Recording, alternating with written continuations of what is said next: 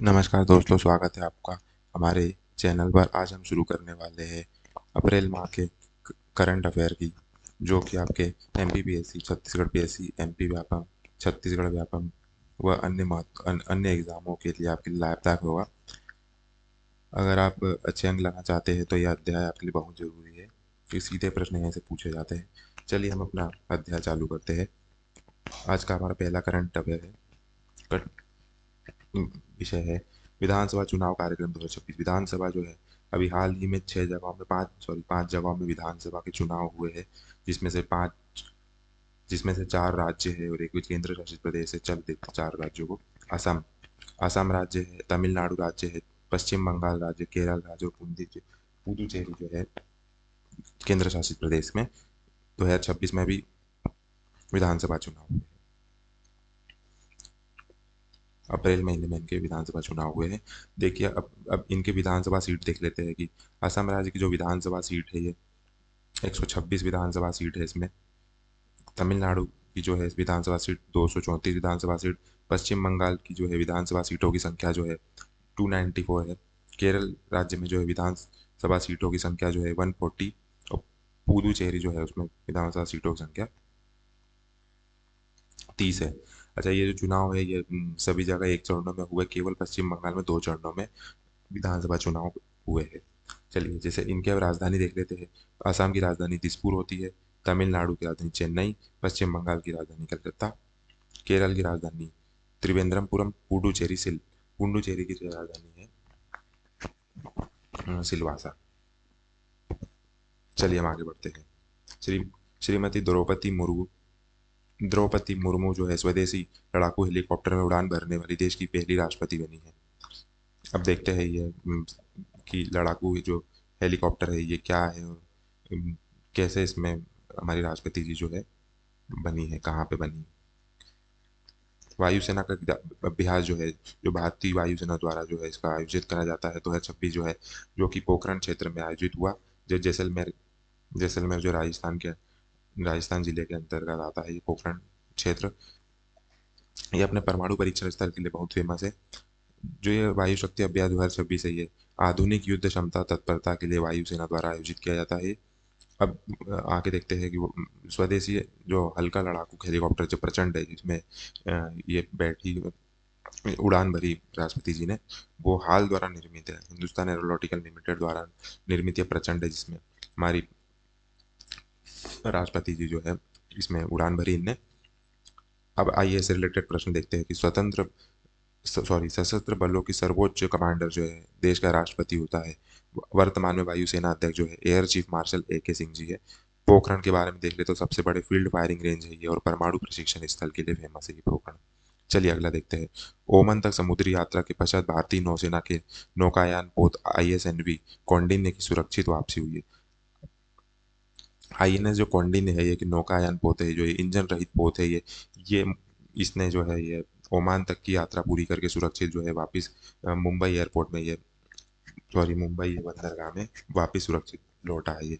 अब इसका उद्देश्य क्या था, तो उद्देश्य देखते हैं। ओमान के साथ सांस्कृतिक संबंधों को मजबूत करने के साथ साथ समुद्री मार्गों का अनुसरण, पुराने समुद्री मार्गों का अनुसरण, व्यापारिक समुद्री मार्ग का अनुसरण करना, जो भारत के पश्चिम एशिया देशों को जोड़ते थे। अब आपको बताया था इंजन रहित ये नौकायान है, तो इंजन रहित नौकायान जिसका निर्माण लकड़ी के तख्तों व नारियल की रस्सी से बांध कर व सील कर बनाया गया, वह कपड़े का इसमें पाल बनाया गया है। अजंता की गुफाओं से के भित्ति चित्र पर आधारित डिजाइन वाले इस नाव का नाम जो है प्राचीन भारतीय नाविक कौंडिन्य के नाम पर रखा गया है। चलिए आगे बढ़ते हैं। गुजरात में समान नागरिक संहिता पर विधेयक विधानसभा द्वारा पारित। गुजरात राज्य में लिखे समान नागरिक संहिता, लिखे यूनिफॉर्म सिविल कोड जो है विधानसभा से पारित हो गया। अभी ये राज्यपाल जी की अनुमति के लिए ये लंबित है। इस आशय पर उत्तराखंड जो है पहला राज्य हो जाएगा जो ये सिविल नागरिक संहिता इसमें लागू करा गया है। अच्छा, हमने गोवा पढ़ा था, लेकिन जो गोवा है जो वो पुर्तगाल शासनकाल से ही उसमें लागू है, इसलिए हम इसे बोल सकते हैं कि देश का पहला जो सिविल नागरिक है, जो विधानसभा से पारित हुआ है। अभी ये हाल ही में उत्तराखंड के बाद जो है गुजरात में भी लाया गया है। अब तीसरे नंबर पे ये मध्य प्रदेश में भी लागू किया जाने का विचार है इसमें। तो इसके लिए मध्य प्रदेश सरकार द्वारा समिति बनाई गई है। UCC का full form uniform civil code है। अच्छा, अब इसमें जो उत्तराखंड सरकार ने जो ये लागू करा है अपने राज्य में, तो उसमें आदिवासियों की संस्कृति की विशेषता को बचाए रखने के लिए इसे यूसीसी के दायरे में के लिए यूसीसी के दायरे से बाहर रखा गया है। उसका कारण ये है कि आदिवासियों की अपनी संस्कृति होती है और यूसीसी में जो क्या होता है, पूरे राज्य के नागरिकों के लिए एक कानून जो है अपनाया जाता है। तो उसके अंतर्गत तलाक हो गए, विवाह पद्धति हो गई, विवाह के नियम हो गए, व अन्य संबंध जो अन्य जो रिलेशनशिप जो है उसके जो नियम है वो सभी नागरिकों के लिए एक समान लगाते हैं, बाकी आदिवासियों की सांस्कृतिक विशेषता को बचाए रखने के लिए इसे दायरे से बाहर रखा गया उत्तराखंड सरकार ने। अभी मध्य प्रदेश सरकार और गुजरात सरकार जो है उनमें क्या रहेगा ये देखना बाकी रहेगा हमारे लिए। चलिए, कालिंजर किले का पहाड़ी क्षेत्र राष्ट्रीय भू विरासत स्थल घोषित हुआ है। जो उत्तर प्रदेश के बांदा जिले में स्थित जो कालिंजर का किला है की जो पहाड़ी है वह भारतीय भारतीय जो है जियोलॉजिकल सर्वे ऑफ इंडिया भूवैज्ञानिक सर्वेक्षण द्वारा राष्ट्रीय विरासत स्थल घोषित किया है, जो उत्तर प्रदेश का पहला स्थल है। चलिए आइए इसके बारे में देखते हैं कि जीएसआई क्या है। तो भारत में 1981 ईस्वी में स्थापित भारतीय भूवैज्ञानिक सर्वेक्षण जो है भू विरासत स्थलों की पहचान करने व उन पर अनुसंधान करने के लिए प्राथमिक प्राधिकरण है। चलिए आगे बढ़ते हैं हम। ईरान व अमेरिका व इसराइल के हमलों से वैश्विक अर्थव्यवस्था जो संकट बना आई है उसके बारे में हम देखते हैं। अब ये जो युद्ध है ये जो है 28 फरवरी जो है 2026 से इस युद्ध स्टार्ट हुआ। अब युद्ध के कारण क्या है, तो परमाणु कार्यक्रम जो ईरान द्वारा जो परमाणु कार्यक्रम किया जाता है उस पर रोक लगाने की अमेरिका की चेतावनी व धमकियों के बाद भी ईरान लगातार उपेक्षा के चलते अमेरिका द्वारा ऑपरेशन इपिक फ्यूरी तथा इसराइल द्वारा ऑपरेशन राइजिंग लॉयन के तहत ईरानी सैन्य ठिकानों व परमाणु केंद्रों पर हमले किए गए थे। आप देखते हैं सैन्य ठिकानों व परमाणु केंद्रों के साथ साथ जो है सर्वोच्च नेता इनके जो है ईरान के सर्वोच्च नेता अयातुल्ला अली खामनेई जो है उनकी मृत्यु हो गई। ईरान द्वारा एक बड़ा राजनीतिक कदम इसके उपरांत जो है ईरान द्वारा एक बड़ा राजनीतिक कदम उठाया गया, जिसमें तेल मार्ग हॉर्मुज जल डमरूगत जो है उसको तेल परिवहन के लिए बंद कर दिया गया। अब इसके बाद अमेरिका द्वारा और इसराइल द्वारा है ईरान पर लंबे समय तक जो है हमला करा गया। तो उनका दावा है अमेरिका का कि हमने ईरान की सभी महत्वपूर्ण स्थलों को दुर्घटनाग्रस्त कर दिया है, वो खत्म कर दिया है। तो उसके पश्चात एक युद्ध समाप्त करने के लिए 15 सूत्री कार्यक्रम जो है अमेरिका लाया, लेकिन ईरान ने मना कर दिया। ईरान ने अपने 5 सूत्री शर्त रखी है अमेरिका के सामने। चलिए आगे बढ़ते हैं। राष्ट्रीय स्वतंत्र पार्टी आरएसपी के जो है प्रमुख नेता जो है बालेंद्र शाह जो है नेपाल के नए पीएम बने। नेपाल के नए पीएम कौन बने हैं, तो बालेंद्र शाह। पर सितंबर 2025 में भ्रष्टाचार के विरुद्ध जैनजी के हिंसक आंदोलन ने केपी शर्मा ओली के नेतृत्व वाली सरकार ने इसका तख्ता जैनजी ने तख्ता पलट कर दिया था। तो नए चुनाव तक वहां पे जो है अंतरिम सरकार जो है पूर्व मुख्य न्यायाधीश सुशीला कार्की द्वारा अंतरिम सरकार का गठन किया गया था। अब उसके पश्चात लेकिन चुनाव उपरांत जो है बालेन शाह वहाँ के नए पीएम बने हैं। जो युवा नेता उन्होंने बहुत सारे दिग्गज जो है पुराने और नेताओं को पछाड़ के वहाँ के नए पीएम बने हैं। चलिए आगे देखते हैं। 11वां रायसीना हिल संवाद जो है नई दिल्ली में संपन्न हुआ। अब रायसीना डायलॉग क्या होते हैं देखते, तो जियो पॉलिटिक्स व जियो इकोनॉमिक्स मुद्दों पर चर्चा के लिए भारत की पहल पर आयोजित किया जाने वाला ये वार्षिक सम्मेलन है, जिसका आयोजन भारत के विदेश मंत्रालय व think tank observer research foundation द्वारा संयुक्त रूप से किया जाता है। इसका जो पहला आयोजन 2016 में किया गया था। अब देखते हैं इसमें क्या होता है। तो वैश्विक नेतृत्व और नीति निर्माता और शिक्षाविदों व उद्योग विशेषज्ञों आदि को वैश्विक चुनौतियों पर चर्चा करने के लिए मंच प्रदान करता है। चलिए, कनाडा के पीएम मार्क कार्नी की भारत यात्रा हुई थी अभी अप्रैल माह में। तो मार्क कार्नी जो है वो कनाडा के पीएम है वर्तमान में, याद रखिएगा।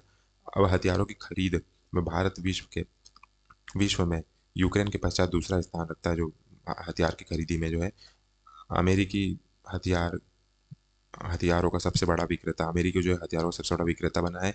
ऐसा कौन सिपरी बता रहा है अपनी रिपोर्ट में। 5 बड़े आयातक देश देखते हैं, यूक्रेन, भारत, सऊदी अरब, कतर व पाकिस्तान। अब 5 बड़े निर्यातक देश देखते हैं जिनने बेचा है, यूएसए, फ्रांस, रशिया, जर्मनी और चाइना। 5 वर्षों के अंतराल में जारी होता है। ये सिपरी द्वारा जो 5 वर्षों के अंतराल में जारी किया जाता है।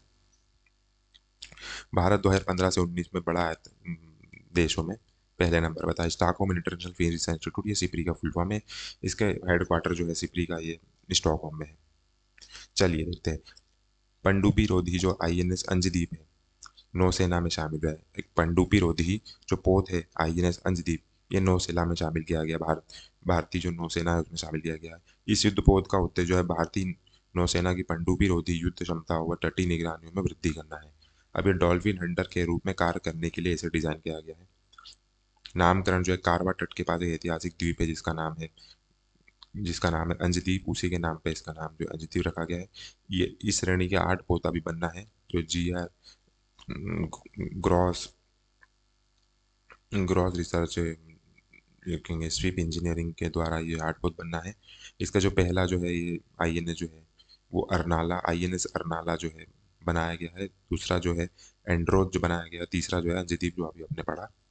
इस नौसेना प्रमुख जो एडमिरल एडमिरल जो है वो आप मुझे कमेंट में बताइए कि कौन है अभी वर्तमान में। चलिए देखते हैं। नामीबिया व दक्षिण अमेरिका के पश्चात अब बोत्सवाना से लाए गए 9 चीते।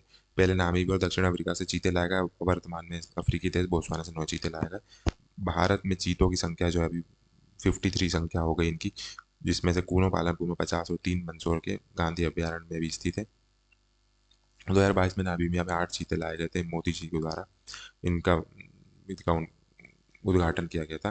2023 को 2023 को जो है साउथ अफ्रीका से 12 चीते ले गए थे, लेकिन वर्तमान में बोत्सवाना से 9 चीते लाए गए और वर्तमान में भारत में चीतों संख्या 53 है।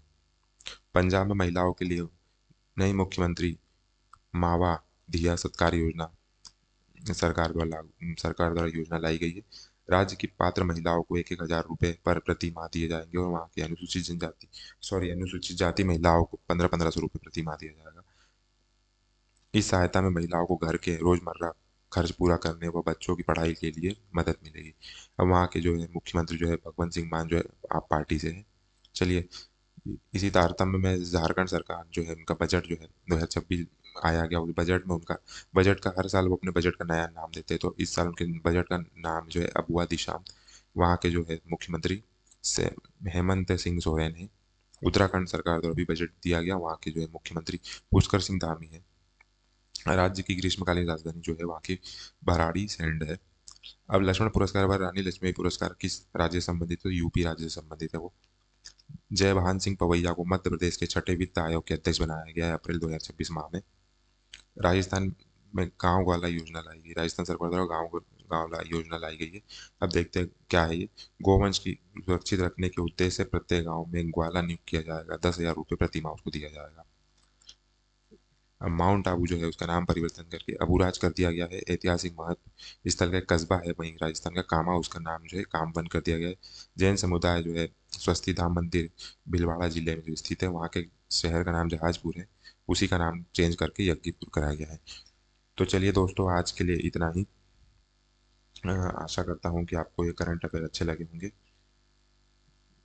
तो तो दोस्तों, अगर आपको वीडियो पसंद आता है तो वीडियो को लाइक करें, चैनल को सब्सक्राइब करें, बेल आइकन दबाएं और अपने दोस्तों के साथ जरूर शेयर करें।